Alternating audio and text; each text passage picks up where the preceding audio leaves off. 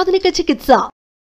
ఇప్పుడు భారతదేశంలో స్త్రీలలో అత్యధికంగా కనబడే క్యాన్సర్ బ్రెస్ట్ క్యాన్సర్. 2022లో 2,24,000 బ్రెస్ట్ క్యాన్సర్ డయాగ్నోస్ అయ్యాయి. 2010లో ఇట్ వాజ్ 80. రోజుకి పెరిగిపోతుంది. ఇంకొక బ్యాడ్ న్యూస్ ఏంటంటే భారతదేశంలో చూసే బ్రెస్ట్ క్యాన్సర్ పేషెంట్స్ యంగ్ ఏజ్లో వస్తున్నారు. యంగ్ ఏజ్లో వస్తే దే ఆర్ వెరీ అగ్రెసివ్. ఏ క్యాన్సర్ అయినా for that matter except thyroid, ఏ క్యాన్సర్ అయినా చిన్న వయసులో వచ్చిందంటే 20 to 40 మధ్య వచ్చిందంటే చాలా అగ్రెసివ్గా బిహేవ్ చేస్తాయి. లంప్ రావటం బ్రెస్ట్లో, బ్రెస్ట్ యొక్క సైజులో మార్పు రావటం, కన్సిస్టెన్సీ అంటే గట్టి మార్పు రావటం, గట్టి పట్టడం, స్కిన్ ముడతలు పడినట్టు ఉండటం, స్కిన్ ఎలా స్ట్రెచ్ అయ్యి షైనీగా ఉండటం, స్కిన్ మీద నరాలు ఉబ్బి ఉండినట్టు ఉండటం, స్కిన్ మీద అల్సరేషన్ ఏర్పడటం, నిప్పుల నుంచి బ్లడీ డిశ్చార్జ్, నిప్పుల ఏరియాలో కాంప్లెక్స్ మీద పుండు పట్టడం, చంకలో గడ్డలు రావటం, నిప్పుల యొక్క లొకేషన్ అంటే లెవెల్ ఆఫ్ బోత్ నిప్పుల్స్ మారటం, ఒకటి పైకి వెళ్ళటం ఒకటి కిందకి రావటం, ఇవన్నీ కూడా బ్రెస్ట్ క్యాన్సర్ లక్షణాలు. ఎక్కడ కూడా నొప్పి లేదు. అందరు స్త్రీలు అశ్రద్ధ చేస్తారు, సహజ సిగ్గు వెళ్ళి చెప్పుకోవడానికి. వాళ్ళకిగా వాళ్ళు రెగ్యులర్గా పరీక్ష చేసుకున్నట్టయితే ఈజీగా పట్టుకోవచ్చు. ఎలా టెస్ట్ చేసుకోవాలి బ్రెస్ట్ క్యాన్సర్ అనేది? వాళ్ళు చేసుకుంటే తెలుస్తుంది అంటున్నారు, ఎట్లా తెలుస్తుంది?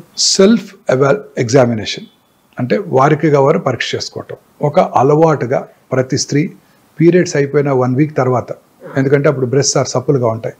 పీరియడ్స్ టైంలోనూ పీరియడ్స్ ముందు బ్రెస్ట్ ఆర్ లంపీగా ఉంటాయి, పెయిన్ఫుల్గా కూడా ఉంటాయి, టెండర్గా ఉంటాయి. ఆ టైంలో కాకుండా పీరియడ్స్ అయిపోయిన తర్వాత, పీరియడ్ ఆగిపోయిన తర్వాత ఆ నెలకి 1 వారం తర్వాత వారికిగా వారు స్నానం చేస్తున్నప్పుడు కూర్చొని రూమ్కి వచ్చాక పడుకొని కుడి చేత్తో ఎడమ చెస్టు, ఎడమ చేత్తో కుడి చెస్టు సిస్టమేటిక్గా సెంటర్ నుంచి పెరిఫెరిక్ కానీ పైనుంచి కిందకి కానీ సిస్టమేటిక్గా ఫ్లాట్ ఆఫ్ ద హ్యాండ్తో ఎగ్జామిన్ చేసుకోవాలి. టిప్స్ ఆఫ్ ద ఫింగర్తో కాదు, ఎలా కాదు, ఫ్లాట్ ఆఫ్ ద హ్యాండ్తో పరీక్ష చేసుకున్నట్టయితే వాళ్ళకు ఒక అవగాహన వస్తుంది. అలా నెలకి 2 సార్లు ఒకసారి రెగ్యులర్గా చేసుకున్నట్టయితే వాళ్ళకి అవగాహన వచ్చి వారి శరీరం మీద ఎటువంటి చిన్న మార్పునైనా కూడా పట్టుకోగలుగుతారు. ప్రతి స్త్రీ 20 years తర్వాత రెగ్యులర్గా ఒక అలవాటు చేసుకుని తర్వాతే రెగ్యులర్గా కనుక చేసుకున్నట్టయితే క్యాన్సర్ రావడాన్ని మనకి డాక్టర్ కన్నా ముందుగా వారే పసిగడతారు. గర్భసంచి క్యాన్సర్ కామనెస్ట్ క్యాన్సర్. పీరియడ్స్ కాని టైంలో బ్లడ్ పట్టడం, intermenstrual bleeding, post coital bleeding, low grade lower abdominal pain, white discharge, ఇవన్నీ ప్రతి స్త్రీ చూస్తూనే ఉంటారు. నొప్పి కలిగించో అశ్రద్ధ చేస్తారు. బట్ ఈ గర్భసంచి cancer is especially seen in people belonging to lower socio economic strata, poorer sections of the society. ఎందుకంటే వాళ్ళలో సరి అయిన అవగాహన లేకపోవటం, హైజీన్ మీద, మెన్స్ట్రల్ పీరియడ్స్ టైంలో సరి అయిన హైజీన్ మెయింటైన్ చేయకపోతే హ్యూమన్ పాపులోమేటస్ వైరస్ హెచ్పివి వైరస్ ఎక్కువగా వ్యాప్తి చెంది ఈ క్యాన్సర్లు వస్తుంటాయి. ఈ HPV virus is a very smart virus, smarter than corona. అదేం చేస్తుందంటే ఇంట్రాసెల్యులర్ సెల్ లోపల ఉంటుంది, సెల్ బయటకు రాదు. తద్వారా సెల్ లోపలే ఉంటే మన ఇమ్యూన్ మెకానిజమ్స్ దాన్ని పట్టుకోలేవు. సో దానికి ఇమ్యూనిటీ డెవలప్ అవ్వదు. కరోనా మీకు ఒకసారి వస్తే ఇమ్యూనిటీ డెవలప్ అయిపోతుంది, రెండోసారి వస్తే అంత సివియర్గా ఉండదు. దీని అలా కాదు, లోపలే ఉంటుంది, ఇమ్యూనిటీ రాదు, రిపీటెడ్ ఇన్ఫెక్షన్స్, క్యాన్సర్ వచ్చేస్తుంది. అందుకే ప్రతి స్త్రీ కూడా వ్యాక్సిన్ తీసుకోవాలి. 20 ఏళ్ళకు ముందే 10-12 ఏళ్ల వయసులోనే వ్యాక్సిన్ కనుక తీసుకున్నట్టయితే 3 డోసెస్ ఈ గర్భసంచి ముఖద్వార క్యాన్సర్ వాళ్ళకి ఎప్పటికీ రాదు. మొన్ననే బడ్జెట్ అనౌన్స్ చేశారు నిర్మలా సీతారామన్ గారు. ఈ సంవత్సరం నుంచే వ్యాక్సిన్ ఇస్తామని ఫ్రీగా ఇండియాలో మ్యానుఫ్యాక్చర్ చేస్తామని ఓటాన్ అకౌంట్ బడ్జెట్లో చెప్పారు. మొన్న బడ్జెట్లో చెప్పలేదు, మరి చెప్పారేమో మనం చూడలేదేమో తెలియదు. పూర్తి డిస్క్రిప్షన్ చూస్తే తప్ప మనం చెప్పలేము. సో ఇండియాలో తయారు చేస్తున్నారు కాబట్టి మోర్ ఎకనామికల్ అయిపోతుంది, ప్రజలందరికీ కూడా తీసుకురాగలిగితే. చిన్న ఏజ్ లోనే అంటున్నారు, చిన్న ఏజ్ లోనే తర్వాత పనికి రావాలి. పెళ్ళైన వాళ్ళు కూడా తీసుకోవచ్చు, బట్ ముందుగా వాళ్ళు టెస్ట్ చేసుకుని జబ్బు లేదని చూసుకొని వ్యాక్సిన్ వేసుకున్నాక 6 నెలలు ప్రెగ్నెన్సీ రాకూడదు. 45 ఏళ్ళ వరకు తీసుకోవచ్చు, but best time is 10 to 12 years. అసలు వైరల్ ఇన్ఫెక్షన్ రాకముందే కనుక తీసేసుకుంటే సరిపోద్ది. ఇంకా చాలా క్లినికల్ ట్రయల్స్ కూడా జరుగుతున్నాయి. అసలు జబ్బు ఇచ్చేది బాయ్సే, అంతే, మెన్నే ఇచ్చేది. సో మెన్కే ముందు ఇచ్చేస్తే అది చేస్తున్నారు. క్లినికల్ ట్రయల్స్ జరుగుతున్నాయి దాని ఎఫికసీ మీద. ఫ్యూచర్లో అది కూడా వస్తుంది. మెన్లో కూడా ఓరల్ క్యాన్సర్స్కి మైకల్ డగ్లస్ చెప్పారు కదా, famous movie artist, Hollywood, oral క్యాన్సర్స్కి రావడానికి కూడా అబ్రాడ్లో HPV virus is the most commonest cause.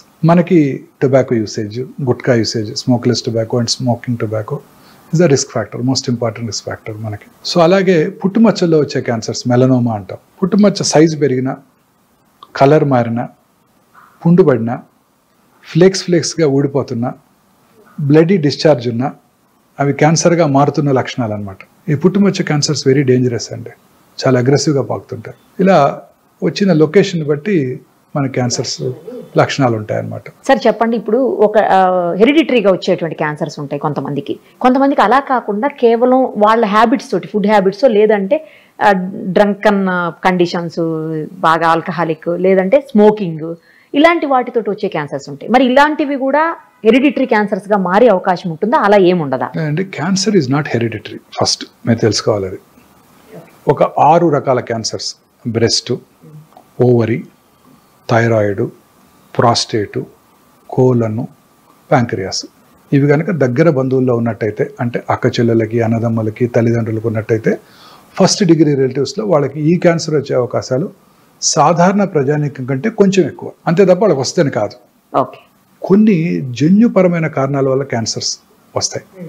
Most important BRCA1, BRCA2. Famous personality Hollywood movie heroine Angelina Jolie. తల్లిగారికి ట్రిపుల్-నెగటివ్ బ్రెస్ట్ క్యాన్సర్ వస్తే వారు ఈ BRCA1, BRCA2 టెస్ట్ చేయించుకొని 2011లోనే వారు bilateral mastectomy, subcutaneous mastectomy, implant place చేసుకున్నారు. అలాగే బైలాటరల్ ఊఫరెక్టమీ కూడా చేయించుకున్నారు. 2 ఓవరీస్ కూడా తీయించేసుకున్నారు. Hereditary breast ovarian cancer syndrome అంటారు దీన్ని. సో ఈ 2 కనుక ఉన్నట్టయితే 100% breast cancer, 70 to 80% ovarian cancer వస్తుంది. అందుకే అమ్మాయి అంత చిన్న వయసులోనే 2 బ్రెస్ట్లు, 2 ఓవరీలు తీయించుకుంది. ఇక ఆమెకు వచ్చే ఛాన్స్ ఉండదా? ఉండదు. ఇంకా BRCA1, BRCA2 మ్యుటేషన్. మొన్న మధ్య హంసానందని గారు కూడా అనౌన్స్ చేశారు, వారికి ట్రిపుల్-నెగటివ్ బ్రెస్ట్ క్యాన్సర్, వారికి BRCA1 పాజిటివ్ ఉందని. వారికి కూడా బ్రెస్ట్ క్యాన్సర్ వచ్చే అవకాశాలు 90%, ఓవేరియన్ క్యాన్సర్ వచ్చే అవకాశాలు 60 to 70%. సో ఈ BRCA1, BRCA2 పాజిటివ్ ఉంటే వాళ్ళకి రిస్క్ రిడక్షన్ సర్జరీస్ అని ముందే చేయించుకున్నట్టయితే క్యాన్సర్ రాకుండా కాపాడుకోవచ్చు. తర్వాత కొన్ని రకాల thyroid cancers, medullary thyroid carcinoma, red gene అంటారు, RET జీన్, రెడ్ జీన్, అది కనుక్కున్నట్టయితే వాళ్ళకి ఆ క్యాన్సర్ వస్తుంది. మల్టిపుల్ ఎండోక్రైన్ నియోప్లేషియా అని కూడా అంటారు. సో వాళ్ళకి ఆ మెడులరీ కార్సినోమా ఉండి రెడ్ జీన్ కనుక పాజిటివ్ ఉంటే వాళ్ళ పిల్లలకి థైరాయిడెక్టమీ చేసేయాలి ఫస్టే. ఎప్పుడు చేయాలి? 1 year రాకముందే చేసేయాలి, అప్పుడే బెస్ట్ సర్వ్డ్. అంత చిన్న ఏజ్. రెడ్ జీన్ పాజిటివ్ ఉంటే 1 year రాకముందే చేసేసేయాలి థైరాయిడ్ సర్జరీ, టోటల్ థైరాయిడెక్టమీ చేయించేసుకోవాలి. అలాగే FAP gene, familial adenomatous polyposis coli, ఈ FAP జీన్ పాజిటివ్ ఉన్న వాళ్ళలో 35 నుంచే క్యాన్సర్లు వచ్చేస్తుంటాయి కోలంలో.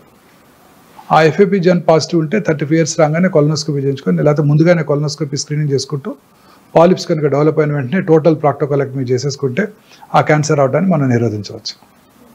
అలాగే hereditary non polyposis colon cancer కూడా ఉంది, లించ్ సిండ్రోమ్ అంటారు. వాళ్ళకు కూడా ఈ కోలన్ క్యాన్సర్ స్క్రీనింగ్ రెగ్యులర్గా చేసుకోవాల్సి ఉంటుంది. సో ఇంకా ఇతరత్ర ఫుడ్ హ్యాబిట్స్ వలన, మీరు అన్నట్టు స్మోకింగు, ఆల్కహాల్ వలన క్యాన్సర్స్ వస్తాయి. వాళ్ళలో అవి జనరల్గా వంశపారంపర్యం కాదు, అవి జనరల్గా లేట్ ఏజ్లో వస్తుంటాయి. ఓకే. సో స్మోకింగ్ చేసే వాళ్ళను, గుట్కా తినే వాళ్ళలో ఈ క్యాన్సర్స్ చూస్తుంటాం చాలా రెగ్యులర్గా. అది వంశపారంపర్యం కాదు. సార్ ఇప్పుడు ఒకసారి స్మోకింగ్ చేసి 10 ఏళ్ళు, 15 ఏళ్ళు, 20 ఏళ్ళు స్మోకింగ్ చేసి ఆపేసి 20 ఏళ్ల తర్వాత కూడా వచ్చే అవకాశం ఉంటుంది? 20 ఏళ్ళు ఏంటంటే 50 ఏళ్ళ తర్వాత కూడా వచ్చే అవకాశం ఉంటుంది. ఆ పాపం అలానే వెనకాలే వెంటబడుతూనే ఉంటుంది. చాలా మంది అంటారు నేను స్మోకర్ అంటే కాదు పో అంటారు. అదే ఎప్పుడు చాలా 50 ఏళ్ళు ఉందండి ఆపేసి అంటారు. 50 ఏళ్ళు కాదు 60 ఏళ్ళు అయినా ఆ పాపం వెనకాలే వెంటాడుతుందండి. స్మోక్ చేసిన 6 సెకండ్స్లో 400 to 500 క్యాన్సర్ కారక సబ్స్టెన్సెస్, కార్సినోజెన్స్ బ్లడ్లోకి వచ్చి బాడీ అంతా బ్రెయిన్ నుంచి కింద వరకు ఎక్కడైనా క్యాన్సర్ కలిగించవచ్చు. గర్భసంచి ముఖద్వారం, స్మోక్ చేసే ఆడవాళ్ళలో అక్కడ కూడా క్యాన్సర్ వస్తుంది.